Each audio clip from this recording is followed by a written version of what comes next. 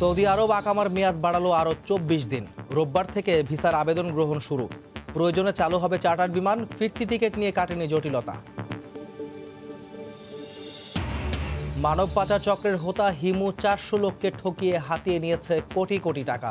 RAB ও এনএসআইয়ের হাতে ব্রুনাইয়ের আরও ৩,০০০ ভুয়া এজেন্সির তালিকা। অবৈধ সম্পদ আড়াল করতে মৃত বাবাকেও ছাড়েননি স্বাস্থ্যের গাড়ি চালক মালেক। আতাত ছিল নায়ক নায়িকা সহ প্রভাবশালীদের সঙ্গে। রাজধানীর গুলশানে রেস্টুরেন্টের আড়ালে জমজমাট বারের ব্যবসা। বিপুল পরিমাণ মদ, বিয়ার ও সীসা জব্দ। ম্যানেজার সহ আটক ২।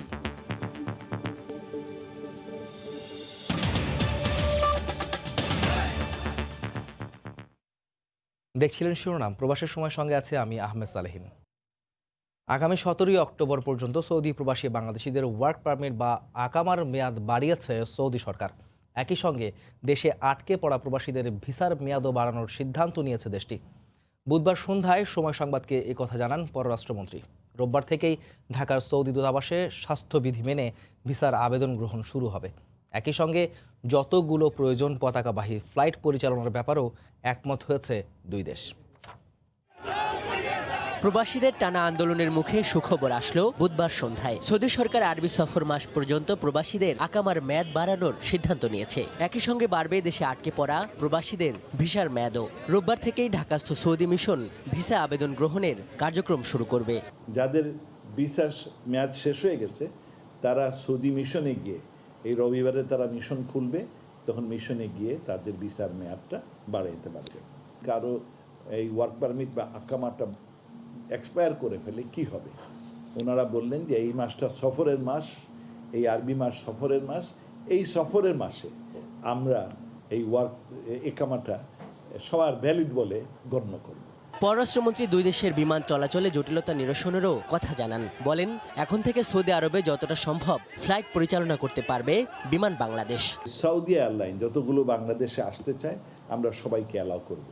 আপনারা জানেন যে দুদিন আগে তাদের বন্ধ করে দেওয়া হয়েছিল। আমরা বলেছি যে না, তারা আসবে, আমাদের বাঙালি প্রবাসীদের নিয়ে যাবে, আর ওরা গেলে পরে ওদের চাকরি টাকরি এগুলো করতে পারবেন, সুতরাং উই শুড অ্যালাউ দেম। তো আমরা দুপুরে সৌদি এয়ারলাইন সবগুলোকে ওপেন করে দিয়েছি।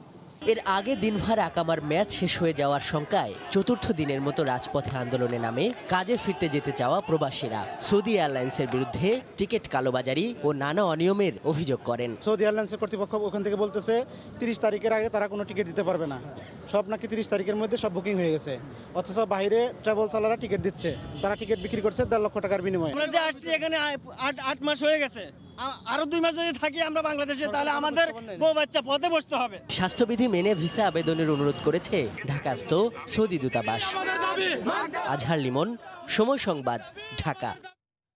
স্বাস্থ্যের গাড়ি চালক মালেকের বাবার নামে প্রতিষ্ঠিত মাজারে যেতেন নায়ক নায়িকা সহ প্রভাবশালী ব্যক্তিরা। বাবার মৃত্যুর পর শুরু হলেও দুগ্ধ খামারের প্রতিষ্ঠাতা হিসেবে লিখেছেন মৃত বাবার নাম। পৈতৃক সম্পত্তি দাবি করলেও সব সম্পদ মালেকেরই কেনা। সরজমিনে ঘুরে এবং তার প্রতিবেশীদের সঙ্গে কথা বলে এ তথ্য জানতে পেরেছে সময় সংবাদ। তুরাগের দক্ষিণ রাজবাড়িতে একই চৌহদ্দিতে অবস্থিত স্বাস্থ্যের গাড়ি চালক মালেকের ছেলের নামে করা দুগ্ধ খামার এবং তার বাবার নামে প্রতিষ্ঠিত মাজার। দুটি প্রতিষ্ঠানের সাইনবোর্ডে দেয়া তথ্য এবং এলাকাবাসীর দেয়া তথ্যের মধ্যে রয়েছে গরমিল। এলাকাবাসী বলছে, মালেক প্রথমে তার বাবা হাজি আব্দুল বারীর নামে মাজার প্রতিষ্ঠা করেন, পরে ছেলের নামে ইমন ডেইরি ফার্ম চালু করেন। তবে সাইনবোর্ডে মালেক নিজের নাম লিখেছেন আলহাজ এম এন বাদল। ১৯৯৯ সালে বাবা হাজি আব্দুল বারী ফার্মটির প্রতিষ্ঠা করেছেন বলে উল্লেখ করেছেন। মাজারের সাইনবোর্ডে বাবার মৃত্যুসাল দেখানো হয়েছে ২০০৫। প্রশ্ন উঠেছে, অবৈধ সম্পদের পাহাড় আড়াল করতে মালেক এমন কৌশলের আশ্রয় নিয়েছেন কিনা। ওনার বাবা চিরাং বান্ডার শরীফ আছে না, ফটিকছড়ি, ওখানে খাদেমা ছিল। ওনার বাবা তো খামার হওয়ার অনেক আগে মারা গেছে ডাকাত দিয়ে আইনে এই জায়গাতে মাটি দিছে। মাটি দেওয়ার পরে অনেক প্রায় ২-৩ বছর, ৩-৪ বছর বড় মনে খামার করছে। অনেক বছর আগে ওই মাহফিল হয়েছিল মাছ ভান্ডারির, তখন নায়ক জাবেদ, তারপর নায়িকা নতুন, আরও বিভিন্ন সরকারি কর্মকর্তারা আসছিল আর কি এই জায়গায়। গত রোববার মালেক গ্রেপ্তার হওয়ার পর তার মেয়ে দাবি করেছিলেন বামুনারটেকে 8তলা ভবন গড়ে উঠেছে তার দাদার 10 কাঠা জমির ওপর। তবে জমির আগের মালিক পক্ষ জানাচ্ছে মালেক কাঠা প্রতি 10 লাখ টাকা দিয়ে 2011 সালে জমিটি কেনেন। জমিটা বিক্রি করছি 2011 থেকে। আমার আব্বা 7 সালে মারা গেছে, যাওয়ার পরে আমরা ওই ওয়ারিশের যে আমরা ভাই বোন যারা আছি সবাই মিলে বিক্রি করছি আর কি।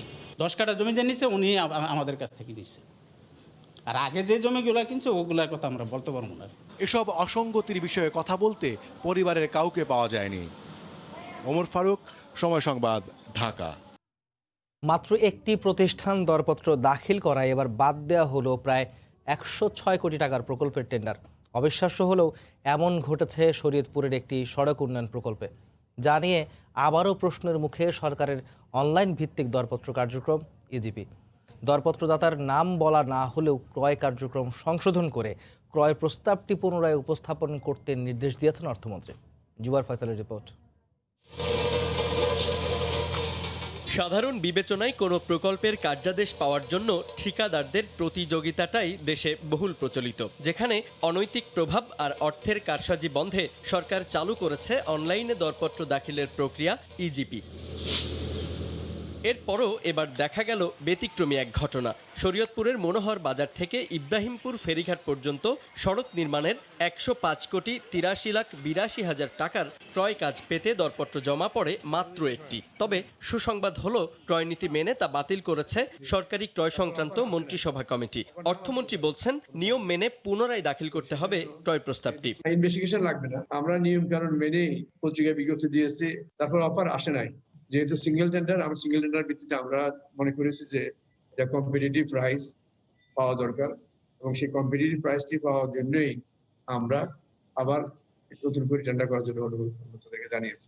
বিষয়টিকে স্বাভাবিকভাবে দেখছেন না স্থানীয় সরকার বিশেষজ্ঞরা। সিন্ডিকেট করে ইজিপি কার্যক্রমকেও প্রভাবিত করা হচ্ছে বলেও মনে করছেন তারা। সিন্ডিকেশন হয়ে এমন একটা অবস্থা করেছে, ওই জায়গায় কাজ করার জন্য এমন ভাবে এটা জিনিসটা তারা সার্কুলেট করেছে, ভিতরে বা কথা হয়েছে নিম্ন কি দরপত্র দেয় নাই ভয়ে টেন্ডার করে লাভ হচ্ছে না, কারণ ওইভাবেই কিন্তু এটা করে নিচ্ছে, সাজায় নিচ্ছে। সেই জন্য যেহেতু ক্রয় কমিটি টোটালি বাতিল করে দিয়েছে, তাহলে এটাকে অপেক্ষা করতে হবে।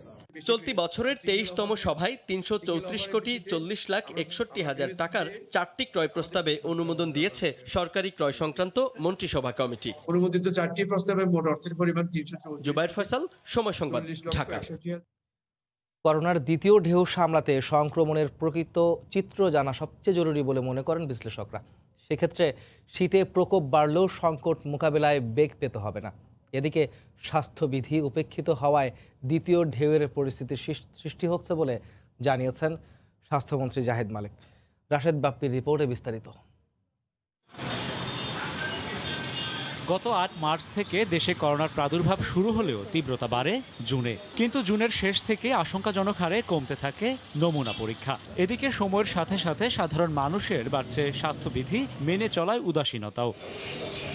এ পরিস্থিতিতে সরকারকে ভাবাচ্ছে শীত মৌসুম। তবে বিশেষজ্ঞরা মনে করেন দেশে করোনার বর্তমান চিত্রই যেখানে অজানা, সেখানে দ্বিতীয় ঢেউ নিয়ে কথা বলা অন্ধকারে ঢিল ছোড়ার মতোই। যেহেতু ভাইরাসটি সম্পূর্ণ নতুন এবং শীতে যেহেতু পৃথিবীর বিভিন্ন জায়গায় বাড়ার সম্ভাবনা এবং একটা অনিশ্চয়তা কাজ করছে, এখন আমার দেশের দরকার হচ্ছে দৈনিক কমপক্ষে 2 লক্ষ টেস্টের দরকার। সেখানে আমি মাত্র 15-20 হাজার টেস্ট করছি। তাহলে আমরা কোনোদিনই সঠিক তথ্যটা, সঠিক চিত্রটা বাংলাদেশের আমরা পাবো না। এই না পেয়ে কোনো পরিকল্পনা করা মানে অন্ধকারে ঢিল ছোড়া। বাংলাদেশে এখন যে পরিমাণ আছে সের চেয়ে বেশি হওয়া সম্ভব না। এই জন্য শীতকালে বেশি বেড়ে যাবে এটা কোনো যুক্তি নেই। শীতকালে যদি আমরা কিছু করতে চাই সেটা কিন্তু এখনই করতে হবে। এটা শীতকালে করলে ওইটার ইফেক্ট শীতকালে পাওয়া যাবে না, সেটার ইফেক্ট পাইতে পাইতে গরমকালে চলে যাবে। এদিকে স্বাস্থ্যবিধি সঠিকভাবে না মানায় করোনার প্রকোপ আবারও বাড়ার আশঙ্কা খোদ স্বাস্থ্যমন্ত্রীর। লোক এখন বেশি বেরিয়ে গেছে, কর্মক্ষেত্রে বেশি গেছে, চলাফেরা বেশি হচ্ছে, স্বাস্থ্যবিধি কম মানছে, যার ফলে সেকেন্ড ওয়েভ সৃষ্টি হচ্ছে। এই বিষয়ে আমরা সজাগ।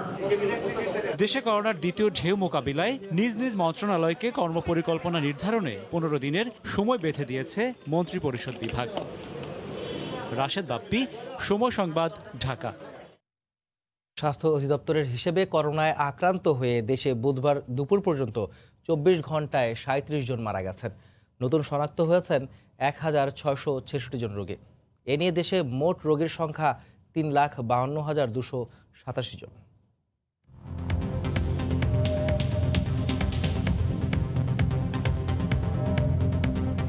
দেশে একদিনে নমুনা পরীক্ষা করা হয়েছে 14,150 জনের। এ পর্যন্ত মোট নমুনা পরীক্ষা হয়েছে 18,62,637 জনের। গত 24 ঘন্টায় নতুন করে 1,666 জনের দেহে করোনা শনাক্ত হয়েছে। এ নিয়ে মোট আক্রান্ত 3,52,287 জন। 24 ঘন্টায় মারা গেছেন 37 জন। এ পর্যন্ত করোনা আক্রান্ত হয়ে মারা গেলেন 5,044 জন। করোনা থেকে 24 ঘন্টায় সুস্থ হয়েছেন 2,163 জন।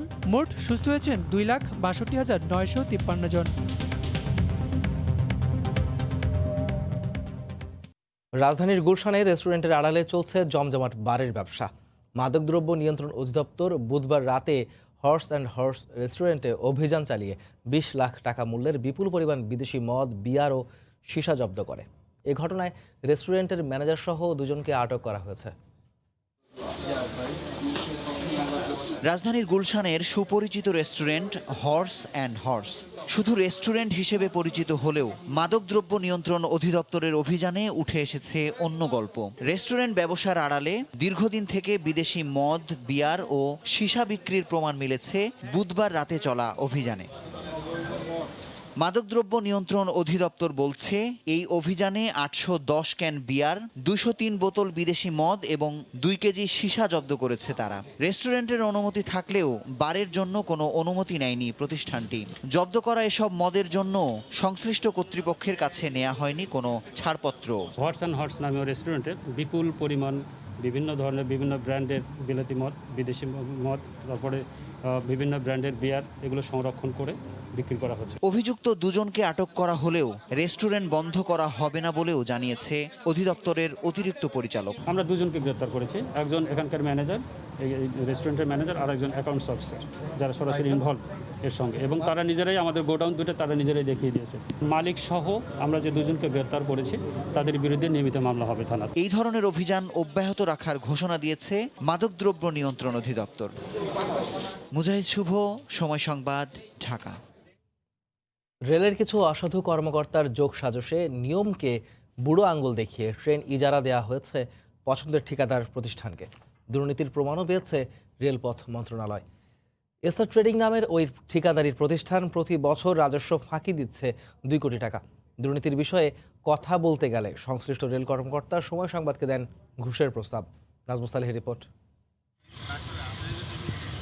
দৈনিক 1,70,000 টাকা ইজারায় চলত জামালপুর কমিউটার ট্রেন। পরে মাত্র 70,000 টাকায় এসআর ট্রেডিংকে ইজারা দেওয়া হয় সেটি। 10 বছরের লোকসান 36 কোটি টাকা। রেলপথ মন্ত্রণালয়ের প্রতিবেদনেই উঠে এসেছে এমন দুর্নীতির চিত্র।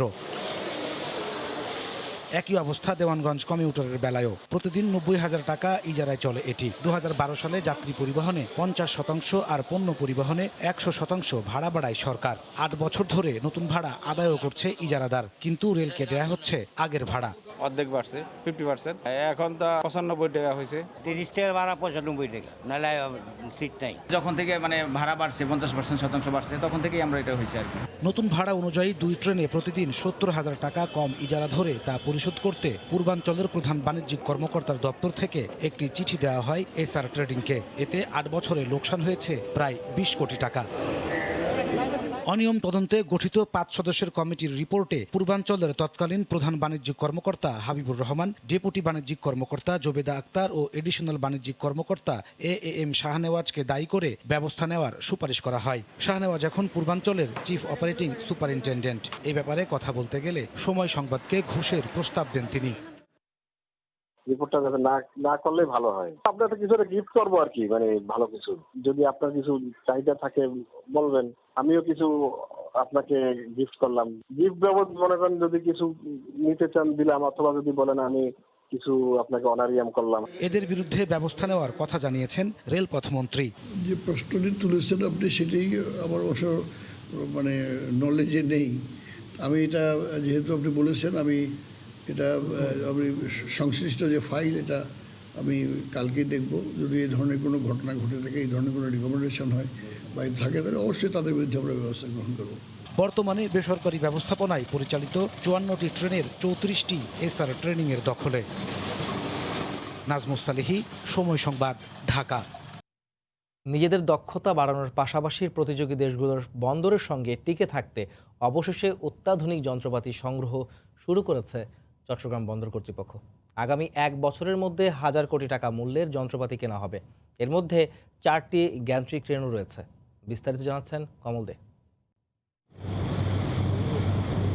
দেশের অর্থনীতির সীমারেখা ক্রমশ বাড়তে থাকায় প্রতি বছরই চট্টগ্রাম বন্দরে পণ্য ওঠানামার পরিমাণও পাল্লা দিয়ে বাড়ছে, কিন্তু সেই অনুযায়ী বন্দরের সক্ষমতা বাড়ছে না, ফলে দেখা দিচ্ছে নানা জটিলতা। আধুনিক যন্ত্রপাতির সাথে যে দক্ষতা এটা যদি বৃদ্ধি হয় তাহলে কিন্তু আমাদের বন্দর উত্তরোত্তর কিন্তু আরও অগ্রগতি হবে। শোর ক্রেন যেগুলি আছে সেগুলি কিন্তু অনেক পুরানো এবং অনেক বছর ধরে এগুলি ব্যবহার করার পরে এখন ব্যবহার উপযোগী না। বিশ্বের শীর্ষস্থানীয় 10টি বন্দরের মধ্যে 9টির অবস্থানই এশিয়ায়। এই তালিকায় চট্টগ্রাম বন্দরের স্থান 58তম হয়। সামনের দিকে রয়েছে প্রতিবেশী দেশগুলোর বন্দর। সীমিত যন্ত্রপাতি দিয়ে বিশ্বের সব অত্যাধুনিক বন্দরের সাথে প্রতিযোগিতা করছে চট্টগ্রাম বন্দর। বিশ্বের অন্যান্য বন্দরগুলিতে যেখানে শত শত গ্যান্ট্রি ক্রেন, তার বিপরীতে চট্টগ্রাম বন্দরে গ্যান্ট্রি ক্রেন রয়েছে মাত্র 14টি। এক্ষেত্রে ব্যবসায়ীরা বলছেন বন্দরের সক্ষমতা বাড়াতে হলে অত্যাধুনিক যন্ত্রপাতি সংযোজনের কোনো বিকল্প নেই। এই অবস্থায় বন্দরের সক্ষমতা বাড়াতে 1000 কোটি টাকা মূল্যের যন্ত্রপাতি কিনতে যাচ্ছে বন্দর কর্তৃপক্ষ। চূড়ান্ত অনুমোদন পাওয়ার পর এখন চলছে টেন্ডার প্রক্রিয়া। নতুন প্রকল্প নিয়েছি যেখানে 94টি বিভিন্ন রকমের যন্ত্রপাতি আমরা ক্রয় করছি। এই যন্ত্রপাতি আমাদের সক্ষমতাকে আরও বাড়াবে। ব্যবসায়ীদের অভিযোগ, বন্দরে পুরাতন যন্ত্রপাতি ব্যবহারের কারণে অনেক সময় জাহাজের ঘর অবস্থানকালীন সময় বেড়ে যায়। এই সংকট এড়াতে অত্যাধুনিক এবং কার্যকর যন্ত্রপাতি সংগ্রহের দাবি তাদের। বে টার্মিনালের কাজ শেষ করতে হবে, বন্দরের জিডি বাড়াতে হবে, নতুন নতুন টার্মিনাল করতে হবে। শিপ ক্রেনের মাধ্যমে ওঠানামা করি কন্টেনার, সেক্ষেত্রে যদি জিসিবিতে জেটির আধুনিকায়ন করে গ্যান্ট্রি ক্রেন লাগানো হয় তাহলে বন্দরের উৎপাদনশীলতা বাড়বে। চট্টগ্রাম বন্দর বছরে 30 লাখ কন্টেনার এবং 10 কোটি মেট্রিক টনের বেশি পণ্য হ্যান্ডেলিং করে। কমল দে, সময় সংবাদ, চট্টগ্রাম। নিয়ন্ত্রণহীন চাঁদাবাজিতে অতিষ্ঠ মিরপুরের পাইকারি সবজি আড়তের ব্যবসায়ীরা। পণ্য পরিবহনে রিক্সা প্রতি 10 টাকা আর ভ্যান প্রতি গুনতে হচ্ছে 20 টাকা করে। কেন এই টাকা নেওয়া হচ্ছে আর এর নেপথ্যে বা কারা, তা জানতে চাইলে সময় সংবাদের ক্যামেরা দেখে দৌড়ে পালান চাঁদাবাজরা। পুরো বাজার ঘুরে কোথাও নজরে পড়েনি পুলিশি তৎপরতা। সুমন আহমেদের তোলার ছবিতে জুবাইর ফয়সালের আরও একটি রিপোর্ট।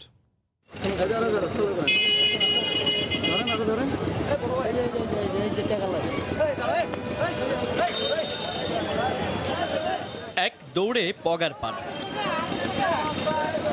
চোর পুলিশের খেলা নয়, এটি আসলে সময় সংবাদের ক্যামেরা দেখে অবৈধভাবে অর্থ উত্তোলনকারী এক যুবকের পালানোর দৃশ্য। জ্যাম ছোটানোর জন্য সরকারের লোকজন আছে, আপনি দায়িত্ব নিয়ে টাকা নিচ্ছেন কেন? শাহ আলী মাজার হয়ে মিরপুর বেড়িবাঁধ ঢুকতেই চোখে পড়বে পাইকারি সবজির আড়ত। দেশের বিভিন্ন স্থান থেকে প্রতিদিন যেখানে কয়েক কোটি টাকার কাঁচা সবজি হাত বদল হয়ে চলে যায় রাজধানীর নানা জায়গায়। কিন্তু এই বাজার ঘিরে সরকারের পরিকল্পনা আর পুলিশি তৎপরতার অভাবে দিনের পর দিন চলে আসছে অবৈধ অর্থের কারসাজি। এই যেমন হলুদ টি শার্টের এই ব্যক্তি গেইটে বসে মাজারের নামে তুলছেন টাকা। টিভি ক্যামেরা দেখে তিনিও বনে গেলেন ক্রেতা। টাকার সময় গ্রুপ করে কারা করে আমরা জানি না, আমার কিছু ভিতরে বাজারের ভিতরে। এই বাজার থেকে পণ্য বের করতে গেলেই দিতে হয় টাকা। তারা কয় আমাকে খুঁট দিতে হইব, সাদা দিতে হইব। ভ্যান নামলে পারে ভ্যানে দেওয়া লাগে 30 টাকা। এটা ওনাদেরকে না দিলে মনে করেন আমরা যাইতে দেয় না। অনেক সময় মারামারি ঝগড়াঝাটিও লাগে। আমার সাথে মনে করেন 2-3 বার ঝগড়া লাগছে, তা কি করে মনে হয় ক্ষমতা আছে এরা নিতে আছে। এসব অপকর্মের সঙ্গে জড়িতদের চিহ্নিত করা খুব বেশি কঠিন না হলেও বরাবরই তারা থেকে যায় ধরাছোঁয়ার বাইরেই। ব্যবসায়ীরা মনে করেন এর নেতিবাচক প্রভাব পড়ছে পুরো বাজার ব্যবস্থার উপর। জুবাইর ফয়সাল, সময় সংবাদ, ঢাকা। দুদফা বন্যার পর এবার নদী ভাঙনে দিশেহারা বগুড়ার সারিয়াকান্দির কয়েকটি ইউনিয়নের মানুষ। বাড়িঘর, রাস্তাঘাট, এমনকি স্কুলও বাদ পড়েনি। অসহায় মানুষের আকুতি সঠিক ব্যবস্থাপনার মাধ্যমে তাদের সম্পদ রক্ষার। বগুড়ার চরাঞ্চল ঘুরে মাজিদুর রহমানের রিপোর্ট, ছবি তুলেছেন রবিউল ইসলাম।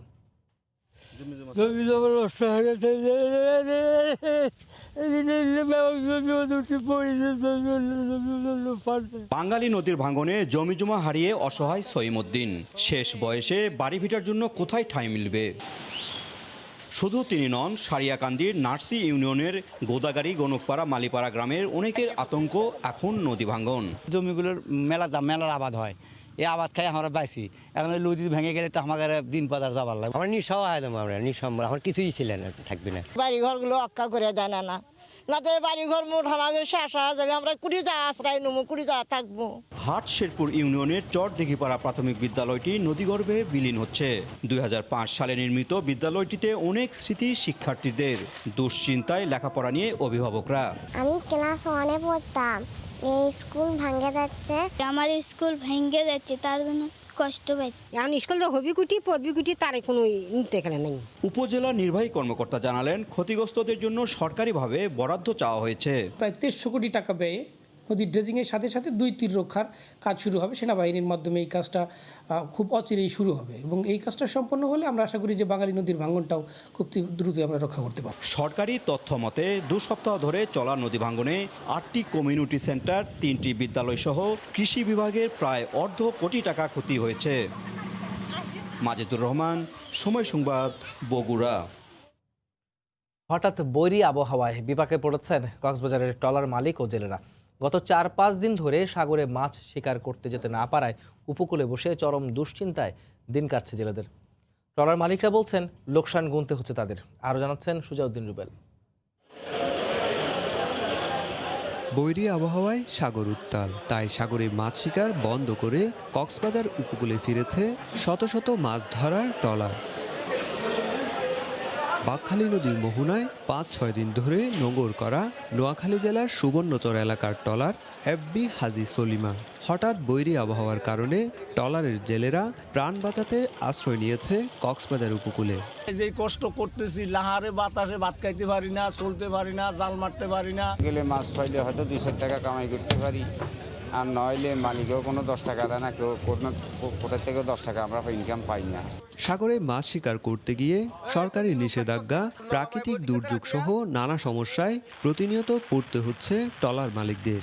তার উপর হঠাৎ বৈরী আবহাওয়ায় লোকসানের মাত্রা বাড়িয়ে দিচ্ছে বলে দাবি তাদের। 2 লাখ টাকা মতো খরচ হয়, তো যদি গিয়ে সেখানে ঘূর্ণিঝড়, নিম্নচাপ, ভূমি এগুলোর মধ্যে যদি পড়ে, তাহলে মাছ যদি না পাই তাহলে আমাদের পুরা এটাই লস। ট্রলারে যদি মাছ পাই তাহলে আমরা স্বস্তির মুখ দেখব, না হলে ক্ষতি ছাড়া আর কিছু নাই। মৎস্য অবতরণ কেন্দ্রের ব্যবস্থাপক জানালেন, বৈরী আবহাওয়ার কারণে কক্সবাজার মৎস্য অবতরণ কেন্দ্র এখন মাছ শূন্য। বৈরী আবহাওয়া কেটে গেলে আবার ল্যান্ডিং প্রক্রিয়া স্বাভাবিক হবে এবং জেলেরা মাছ ধরতে সাগরে চলে যাবে। আবহাওয়ার কারণে কক্সবাজার উপকূলে ফিরেছে 6000-এর বেশি মাছ ধরার ট্রলার। এসব ট্রলারে মাছ শিকার করে জীবিকা নির্বাহ করে প্রায় লক্ষাধিক জেলে। সুজাউদ্দিন রুবেল, সময় সংবাদ, কক্সবাজার। করোনার দ্বিতীয় ধাপের সংক্রমণ বাড়ায় ইউরোপের অন্যান্য দেশের মতো জার্মানিতেও উদ্বেগ ও উৎকণ্ঠা বেড়েছে। ইতোমধ্যে কয়েকটি অঙ্গরাজ্যের শিক্ষা প্রতিষ্ঠান আবারও বন্ধের সিদ্ধান্তে অভিভাবকদের মধ্যেও হতাশা ভর করেছে। জার্মানি থেকে সহকর্মী বিটু বড়ুয়া জানাচ্ছেন বিস্তারিত। করোনার কারণে যুক্তরাজ্য, ইতালি, স্পেন এবং ফ্রান্সের পর অশনি সংকেত জার্মানিতেও। বিশেষ করে গত কয়েকদিনের ব্যবধানে করোনার সংক্রমণ হঠাৎ করে বেড়ে যাওয়ায় সবখানে উদ্বেগ এবং উৎকণ্ঠাও বেড়েছে। এরই মধ্যে অঙ্গরাজ্য বায়ার্নের বাচ কোয়েনিগসহফেন নামের একটি অঞ্চলে সবগুলো শিক্ষা প্রতিষ্ঠান আপাতত বন্ধ ঘোষণা করা হয়েছে।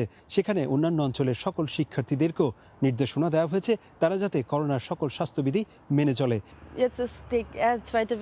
করোনার দ্বিতীয় ঢেউ আসাতে আবারও দুশ্চিন্তার শেষ নেই। বাচ্চারা স্কুলে যেতে পারবে না, সেই সাথে শিক্ষা প্রতিষ্ঠানও বন্ধ করে দেওয়া হবে। এসব আর কত বলুন, ওদিকে প্রবীণদের নিয়েও আরও মহাবিপদ। তবে করোনার টিকা আবিষ্কার হলে সেটা সবার জন্য বিনামূল্যে বিতরণ করা উচিত। না ধনী না গরিব, সবার পাওয়ার অধিকার সুনিশ্চিত করতে হবে সরকারকে। এর মধ্যে করোনা সংক্রমণ বেড়েছে নর্দার্ন ওয়েস্টফালেন অঙ্গরাজ্য, যেখানে প্রবাসী বাংলাদেশিদের বিশাল একটি অংশ বসবাস করছে। তবে এখন পর্যন্ত কোনো প্রবাসী বাংলাদেশি নতুন করে সংক্রমিত না হওয়ায় জনমনে এখনও বাংলা কমিউনিটিতে স্বস্তি বিরাজ করছে। জার্মানিতে অধ্যয়নরত অনেক বাংলাদেশি স্টুডেন্ট এখনো বাংলাদেশে আটকে আছে। অনেকে যারা জার্মানিতে পড়াশোনা করতে ইচ্ছুক তারাও আসতে পারছে না। সো সবকিছু সব দিক বিবেচনা করে আসলে এটা বাংলাদেশ খুবই ক্ষতিগ্রস্ত হচ্ছে এই থেকে। এদিকে জার্মান স্বাস্থ্যমন্ত্রী ইয়েন্স স্পান বলেছেন, করোনা যাতে আগের মতো আবার ভয়াবহ আকার ধারণ করতে না পারে সে কারণে সব ধরনের প্রস্তুতি সম্পন্ন করা হয়েছে। তিনি আরও বলেন, শরৎ এবং শীতের আগে একটি কার্যকরী করোনা টিকা পাওয়া যেতে নাও পারে, সে কারণে সবাইকে স্বাস্থ্যবিধি মেনে চলার পরামর্শ। এখন পর্যন্ত জার্মানিতে ৯,৪০০-রও বেশি মানুষ করোনায় সংক্রমিত হয়ে মৃত্যুবরণ করেছে। জার্মানির বার্লিন থেকে বিটু বড়ুয়া, সময় সংবাদ। আয়ারল্যান্ডে গেল মাসে স্কুল কলেজ খুলে দেওয়ার পর নতুন করে করোনা সংক্রমণ পাওয়ায় বন্ধ করে দেওয়া হয় দুটি স্কুল। তাই অভিভাবকরা সন্তানদের স্কুলে পাঠিয়ে রয়েছেন উদ্বেগে। এদিকে শিক্ষা প্রতিষ্ঠানগুলোতে সরকারি নিয়ম মেনে স্বাস্থ্যবিধির প্রতিটি ধাপ মেনে চললেও প্রতিষ্ঠানের বাইরে স্বাস্থ্যবিধি মেনে চলছে না বেশিরভাগ শিক্ষার্থী। আয়ারল্যান্ড থেকে সৈয়দ জুয়েলের রিপোর্ট। করোনা সংক্রমণের শুরু থেকে আয়ারল্যান্ডে সংক্রমণ এড়াতে বন্ধ করে দেওয়া হয়েছিল সকল শিক্ষা প্রতিষ্ঠান। দীর্ঘ বিরতির পর পরিস্থিতি কিছুটা স্বাভাবিক হয় গেল আগস্টে আবারও খুলে দেওয়া হয়েছে শিক্ষা প্রতিষ্ঠানগুলো। শিক্ষা প্রতিষ্ঠানগুলোর ভিতর স্বাস্থ্যবিধি মেনে চললেও স্কুলের বাইরে স্বাস্থ্যবিধি মেনে চলছেন না অধিকাংশ শিক্ষার্থী। এতে করে শঙ্কায় রয়েছেন অভিভাবকরা। ছেলেমেয়েরা স্কুলে যাচ্ছে, একজন অভিভাবক হিসাবে এতে তো দুশ্চিন্তায় থাকতে হয়। এর ভেতর ছেলেমেয়েরা যখন দুপুরের খাবার খেতে বাহির হয় ও ছুটির সময় কোনো ধরনের সামাজিক দূরত্ব এবং মাস্ক এগুলো ছাড়া অবাধ ঘোরাফেরা করে। স্কুলের বাইরে স্বাস্থ্যবিধি মেনে না চললে সংক্রমণ আবারও বেড়ে যেতে পারে, আর তাই নিজ পরিবারের সুরক্ষায় স্বাস্থ্যবিধি মেনে চলার পরামর্শ সংশ্লিষ্টদের। স্বাস্থ্যবিধি মেনে চলতে সরকার অনেক অর্থ খরচ করছেন। স্কুলে সব ধরনের নিরাপত্তা নেওয়া হয়েছে, কিন্তু সমস্যা তৈরি হচ্ছে বাইরের কমিউনিটি থেকে। বাইরে অনেকেই সামাজিক দূরত্ব মেনে চলছেন না, ব্যবহার করছেন না মাস্কও। শিক্ষার্থীদের বয়স কম, তারা হয়তো ভাইরাস কাটাতে সক্ষম, কিন্তু তাদের নিজেদের কথা ভাবলে চলবে না। ঘরে দাদা দাদি বাবা মা আছেন, তাই ভাইরাস রুখতে আমার আবেদন থাকবে, ঘরে বাইরে সরকারি নির্দেশনা মেনে চলুন। শিক্ষাই জাতির মেরুদণ্ড। করোনায় সেই মেরুদণ্ড এসেছে আঘাত। সুস্থ পৃথিবী তৈরিতে শিক্ষার্থীরা নিরাপদে থাকলে আগামীতে নতুন এক পৃথিবীতেই হবে আমাদের বসবাস। আয়ারল্যান্ড থেকে সৈয়দ জুয়েল, সময় সংবাদ। এই মুহূর্তে প্যারিসে আছেন সহকর্মী লুৎফুর রহমান বাবু। এই বিষয়ে বিস্তারিত জানতে সরাসরি চলে যাচ্ছে তার কাছে। বাবু,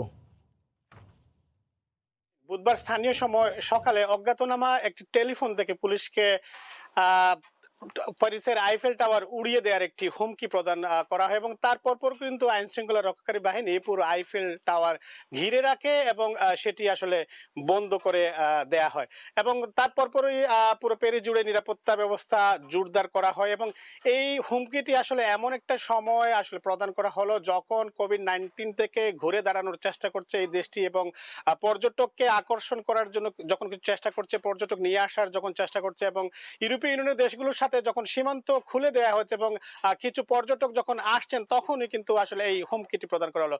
পুলিশের একটি সূত্র জানিয়েছে সকালে যখন টেলিফোন করা হয় তখন আসলে একজন ব্যক্তি চিৎকার করে আল্লাহু আকবার বলে চিৎকার করছিলেন এবং তিনি এই আইফেল টাওয়ার উড়িয়ে দেবেন বলে হুমকি প্রদান করেছিলেন। তবে পুলিশ জানিয়েছে তারা আসলে তদন্ত করছে কে টেলিফোন করেছে এবং কারা টেলিফোন করেছে এবং তাদের কি উদ্দেশ্য এটি তারা এখন পর্যন্ত নিশ্চিত হতে পারেনি এবং তা নিয়ে তারা তদন্ত চালিয়ে যাচ্ছেন। আমি এখানে আরো উল্লেখ করছি যে গেল কয়েক বছরে কিন্তু ফ্রান্সে বেশ কয়েকটি সন্ত্রাসী হামলার ঘটনা ঘটেছে, ছুরিকাঘাত হামলার ঘটনা ঘটেছে এবং গাড়ি দিয়ে কিন্তু মানুষ পিষে মেরারও ঘটনাগুলো কিন্তু ফ্রান্সে ঘটেছে এবং এখন যখন আসলে কোভিড-19 এর একটি যে সমস্যা বা সে সংকটের মধ্য দিয়ে দেশটি অতিবাহিত হচ্ছে তখন কিন্তু এই ধরনের হুমকি আসলে বড় একটি সমস্যায় ফেলে দেবে সরকারকে। সংশ্লিষ্টরা আসলে এমনটি মনে করছেন, যদিও সরকারের পক্ষ থেকে বলা হচ্ছে যে তারা তদন্ত করছেন এবং এ ধরনের ঘটনাগুলো মোকাবেলা করার জন্য তারা সব সময় প্রস্তুত রয়েছেন এবং আগামী দিন আসলে আরো কোন ধরনের এ ধরনের হুমকি আসে কিনা এটিও আসলে এক ধরনের শঙ্কার মধ্যে অনেককে ফেলে দিয়েছে যে এই সময়ে আসলে যারা টেলিফোনে হুমকি দিয়ে এই আইফেল টাওয়ার উড়িয়ে দেওয়ার চেষ্টা করেছেন তারা কে বা কারা, সেটি হয়তো বা সরকারের তদন্তের মাধ্যমে কিংবা আইন শৃঙ্খলা রক্ষাকারী বাহিনী যেটি বলছে যে তারা তদন্তের মাধ্যমে এটি বের করবে, সেটি বের হলে হয়তো বা পরবর্তীতে সেটি সেটি জানাবে। আমি আপনাকে যেটি বলছিলাম যে গেল কয়েক বছর ধরে ফ্রান্সে এর আগেও বেশ কিছু সন্ত্রাসী হামলাগুলোর ঘটনা ঘটেছে এবং ছুরিকাঘাতের যে ঘটনাগুলো ঘটেছে তারপরে কিন্তু বড় ধরনের আমরা অর্থনৈতিক সংকটের মধ্যে দেশটিকে পড়তে দেখেছি। বিশেষ করে পর্যটনের জন্য কিন্তু এই প্যারিস পুরো পৃথিবীর মধ্যেই বেশ বিখ্যাত একটি শহর, এবং যখন এই ধরনের সংকটগুলো বা এই ধরনের সমস্যাগুলো আসে সেটি কিন্তু তার মধ্যে একটি বড় প্রভাব ফেলে। তো এই ছিল এখন পর্যন্ত আমার কাছে সর্বশেষ। বোমা মেরে ফ্রান্সের বিখ্যাত আইফেল টাওয়ার গুড়িয়ে দেওয়ার হুমকি দেওয়া হয়েছে এবং সে খবর জানাতে প্যারিস থেকে সরাসরি যুক্ত হচ্ছেন আমাদের সহকর্মী লুৎফুজ্জামান রহমান বাবু। ডিজিটাল সেন্টারের নামে 540 কোটি 94 লাখ টাকা লুটপাটের অভিযোগে ডাক বিভাগের মহাপরিচালক সুধাংশু শেখর ভদ্রকে অপসারণের সুপারিশে একমত হয়েছে সংসদীয় কমিটি। বুধবার সংসদ ভবনে অনুষ্ঠিত ডাক, টেলিযোগাযোগ ও তথ্য প্রযুক্তি মন্ত্রণালয় সম্পর্কিত সংসদীয় স্থায়ী কমিটির 7ম বৈঠকে তাকে নিয়ে ক্ষোভ প্রকাশ করেন কমিটির সদস্যরা। সংসদীয় কমিটির ক্ষোভের মুখে কোনো জবাব দিতে পারেননি ডাকের মহাপরিচালক সুধাংশু শেখর ভদ্র। এ বিষয়ে কমিটির সদস্য ঢাকা 20 আসনের এমপি মেনজির আহমেদ জানান, ভদ্রের বিরুদ্ধে দুর্নীতির গুরুতর অভিযোগ এসেছে। তাকে পদে রেখে কোনো তদন্ত করা সম্ভব নয়, এই জন্য এই পদ থেকে সরিয়ে দেওয়ার সুপারিশ করেছে সংসদীয় কমিটি।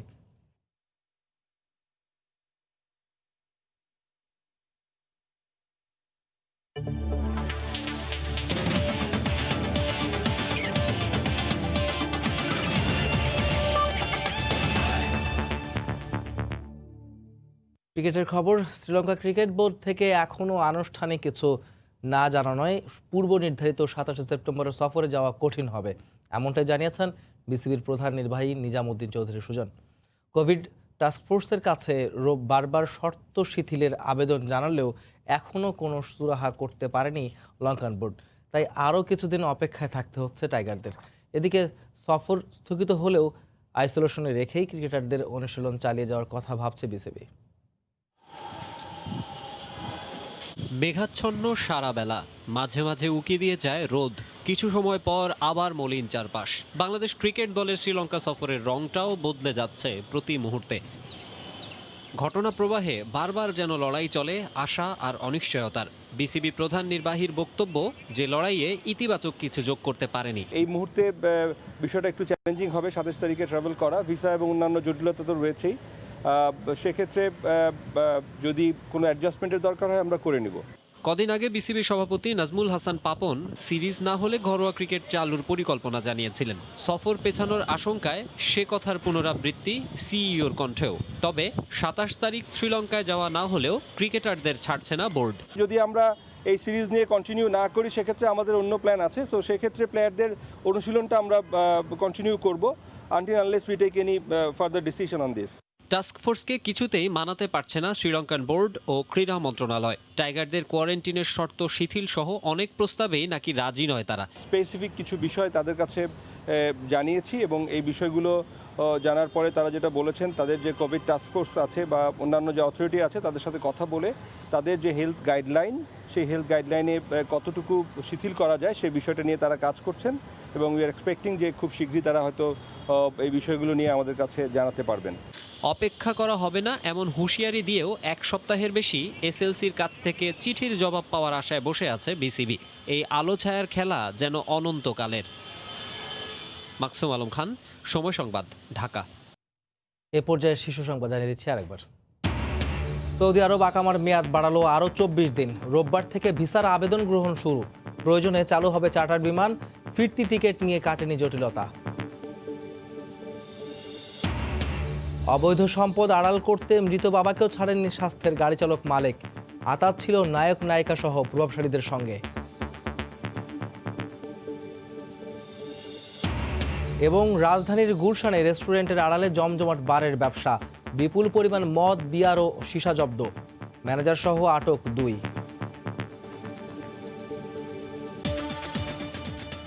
এই ছিল প্রবাসের সময়। সঙ্গেই থাকুন সময়ের।